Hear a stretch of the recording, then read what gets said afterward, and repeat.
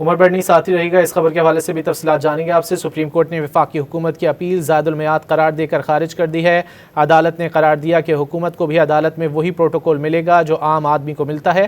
حکومت کوئی انوکھا سائل نہیں، اسے بھی عام شہری کی طرح قانون ماننا پڑے گا۔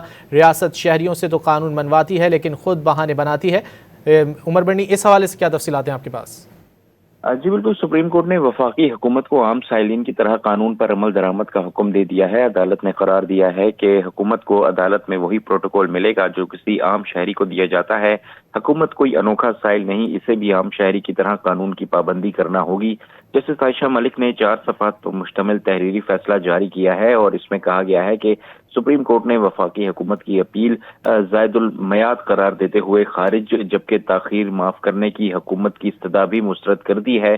عدالت نے اپنے ریمارکس میں کہا ہے کہ دفتروں کے اندرونی رولز یا انتظامی مشکلات وقت کی قانونی پابندی سے بالاتر نہیں ہو سکتی۔ حکومت کی جانب سے موقف اختیار کیا گیا تھا کہ متعلقہ افسر کے تبادلے کے باعث فائلیں دفتر میں رہ گئیں، جس کے سبب اپیل دائر کرنے میں تاخیر ہوئی۔ تاہم عدالت نے قرار دیا کہ سرکاری افسران کی کمی یا کمیٹیوں کے اجلاس نہ ہونا حکومت کا اپنا قصور ہے اور ریاست اپنی نااہلی کا بوجھ عدالت پر نہیں ڈال سکتی۔